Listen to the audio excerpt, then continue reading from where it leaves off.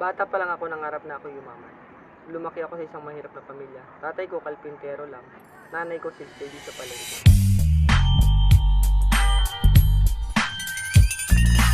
Naalala ko noon, grade 6 ako na to yung age of 12. Nagkaroon ng malubang karamdaman ng tatay ko. So walang choice. Ang ginawa ko, tumulong ako kagad sa kanila. So ang ginagawa ko, pumupunta ako ng Tuguegarao para at least magbenta ng lighter, bawang sibuyas, tsaka garter. Pag may nakikinikitang maliit na pera, ang ginagawa ko, pinambibili ko ng gamot. So ang masaklap pa noon, December 2000, namatay ang tatay ko. So hindi ko alam kung anong gagawin ko, kung paano kami magtatapos ng pag-aaral ng mga kapatid ko. Pagdating sa high school, sobrang hirap kasi hindi ko alam kung paano ako magpapatuloy ng pag-aaral. So ang ginawa ko, nag-special offer. Nagbebenta ako ng mga balde, langgana. So gumraduate nga ako ng high school, pero pagdating sa kolehiyo talagang hindi ko na kaya, sobrang hirap. Nag-apply ako sa isang department store ng janitor. As a janitor, sobrang hirap kasi nga lahat ng classmate ko nung high school, pinukutya ako sa tuwing makikita nila ako. So sabi ko, okay lang yan, bilog ang mundo, hindi natin alam ang pagbabago ng pagkakataon. After ng contract ko, natanggap naman ako sa isang McDonald's.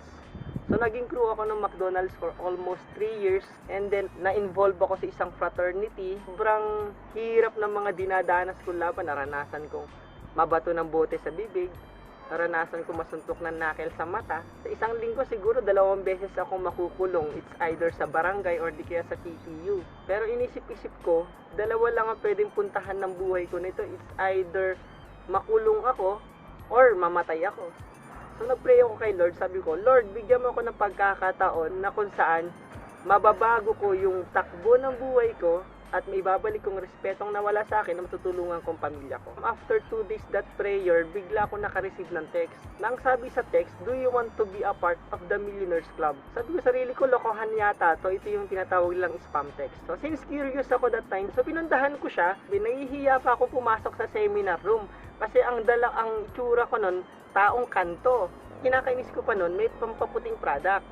Kung titignan mo ang kulay ko, maitim ako, sabi ko, lokohan to ah. Pero sabi ko sa sarili ko, wala naman siguro mawawala since nandito na ako. So pinakinggan ko siya na para yumaman ka daw, kinakailangan mo lang ng mga kaibigan. Sabi ko, kung sa fraternity nga, nakaka-recruit ako, pinapahirapan namin yung tao, pinapaddle namin para lang makasali sa organization namin.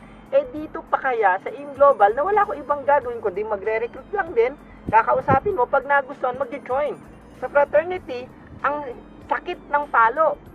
Pero sa AIM Global, ang sarap ng palo kasi every pasok, every palo, 1.5. Pero back of my mind, nandun yung fear and doubt, baka walang maniwala.